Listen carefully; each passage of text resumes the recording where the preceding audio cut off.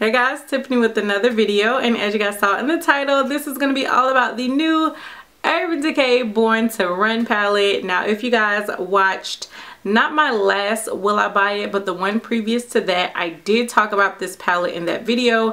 I compared it to the new Morphe and Jaclyn Hill Vault Release collection just because they both were the same price, and I felt like although I love the concept of the Urban Decay palette, you got more bang for your buck with the Jaclyn Hill and Morphe palette, and I was going to get that one over this palette. Fast forward to all the PR videos and all the people who were able to get the palette early.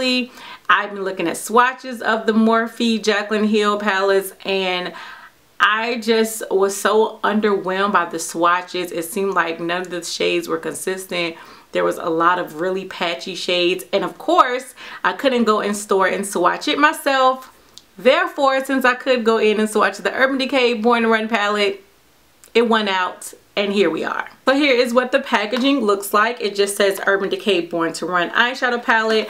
On the back it does give you all of the shades with the names, so even though you also get it on the palette, you get it on the packaging as well, and I don't know, I really like that. Now I will say, don't be like me. When you go to Ulta and pick it up, I actually picked up a tester palette.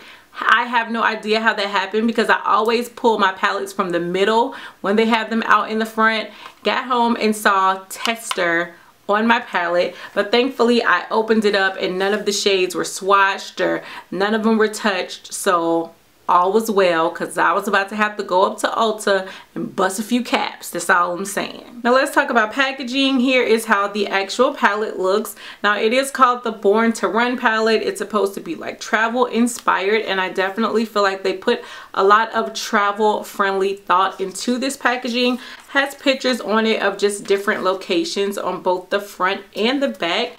It is a very sturdy plastic type of material. It is not the typical cardboard, but I will say that Urban Decay is known for giving us really great packaging when it comes to their palettes. I feel like they always put a lot of thought into their packaging, even going back to some of the Vice palettes, which are what got me into Urban Decay shadows anyway. They've always had that really nice sturdy type of packaging for the most part.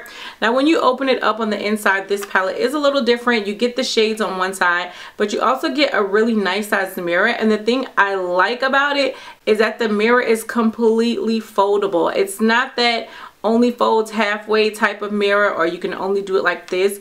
You can actually collapse the mirror all the way down, and I really like that. But at the same time, I found out that I didn't like it because it is really heavy. I did my eye makeup this look today using this palette, and I used this mirror, and at some points like my fingers were cramping, my arms were getting at muscle failure. It's sturdy, it's travel friendly, but it's also really heavy. Okay, now as far as the eyeshadows on the inside, you do get 21 different shades. There is a mixture of mattes, there is a mixture of shimmers. On the top row you get some of your lighter shades, so for me these would be like under brow highlights or inner corner highlights.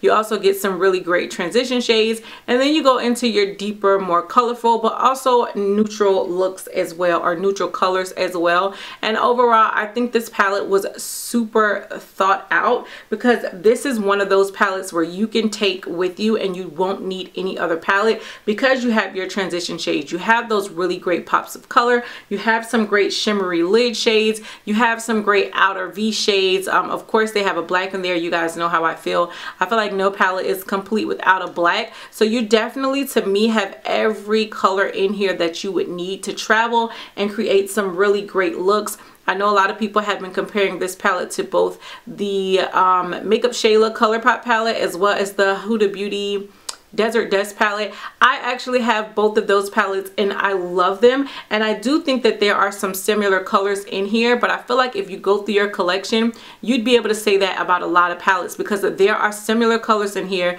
that you would find in a lot of other palettes. But to me, that just means that all of those colors are in this one palette combined, so it just still makes it a great palette, although these are going to be shades that you can find throughout your collection.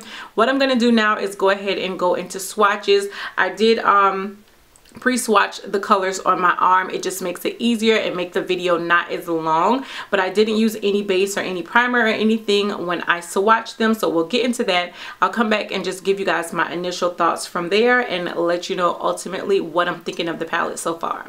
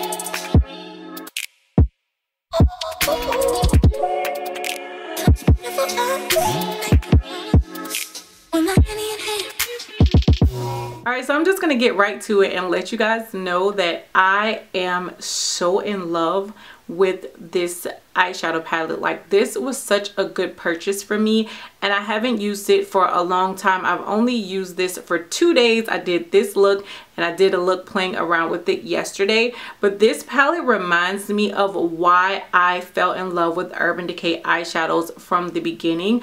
I believe Urban Decay and Lorac were some of my first higher end eyeshadow brands, like the Lorac, the original Lorac palette, and one of the Urban Decay Vice palettes. I think the Vice 2 palette. I still have the Vice 3 and 4. I ended up selling the Vice 2, but I still love my Vice palettes, and these eyeshadows bring me back to those Urban Decay Vice days. I think these palettes blend out amazing. I think the pigmentation is amazing. There is some fallout, but not like a lot of fallout, because even if you look at my palette, I've swatched and used this palette and there's not a lot of fallout around the pans, and I really like that. But there is going to be a little bit of fallout, especially with some of the shimmery shades, but it's nothing that just dusting a little bit of powder underneath your eye won't fix. If you are one of those people that likes to do your foundation first, I don't, because I feel like it's easier to clean up fallout if I don't have my foundation on. But there's not a lot of fallout, but there is definitely some, but I guess that's to be expected with just about any eyeshadow palette. But they blend out amazing. The shimmer shades are gorgeous. The matte shades perform well. This shade right here, which is Baja, that is what I wanted the orange in the Makeup Shayla palette to be, because that is just, oh my gosh, it just applies so well on the eye. It's the transition shade I used for my eye look today, and the pigmentation is just amazing, as opposed to you have to kind of build up the orange in the Makeup Shayla palette to get it to that awesomeness. This one is just like awesome right out the gate. Now Hell Ride, I did have a little bit of issue with it being a little bit gritty. It wasn't as smooth and buttery as some of the other shades in here, but that's probably like the only complaint I have thus far. I have not used every shade, but I've tried to use quite a bit of the shades throughout these 2 days to get me to this conclusion. But I'm telling you guys, like, I'm so here for it. This is definitely a palette I would take with me to travel, because I don't think I would need too many other shades to go along with this. I could probably do every look I needed while I'm out traveling with this palette and be done. This is a great palette. Now the price is $49, just in case I haven't mentioned that, which is a bit pricey, but I think you also have to take note that Urban Decay palettes are what, like $45 as a whole, like they're naked palettes, and you don't get 21 shades for those palettes, as opposed to you get 21 shades in here for $49. They're still giving us a nice size of the pans. Like, the pans are a nice size. My brushes fit into there comfortably, and I love that. I'm just loving everything about this palette. I'm almost mad at myself because I was really gonna overlook this and not pick this up, but it's also a really great thing that this is a permanent palette. You don't have to rush out and get it. You can wait until Ulta has a sale, which they're currently having their 20% off. I think it runs until like July 2nd or something like that, where you get the 20% off prestige brands as well. So that's definitely something to consider. That's why I picked this one up from Ulta. But you can also wait until Sephora has one of their sales. Like, this is not going anywhere, and I love that. But I think even if you are a beginner and you don't have a lot of palettes, this is a palette to consider. Don't be scared because it's a higher end brand, because I think the shades in here, they just work. They work for everybody. Novice, expert, makeup artist, makeup enthusiast. I feel like everyone could benefit from this palette, and I'm loving it.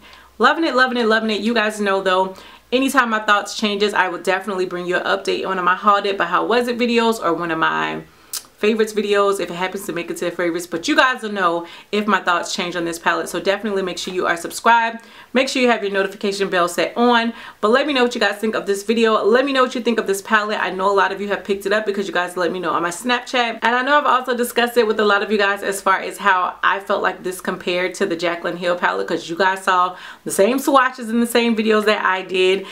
So a lot of us actually came to the conclusion that we would pick this up. I really love my Snapchat fam. Like, you guys are awesome. But let me know what you guys are thinking. Let me know again whether you picked it up, you like it, you dislike it, all that stuff. You know, I want to know down below. And as always, thank you guys so much for your continued feedback and support here on my channel. It is greatly appreciated. And until next time, bye YouTube.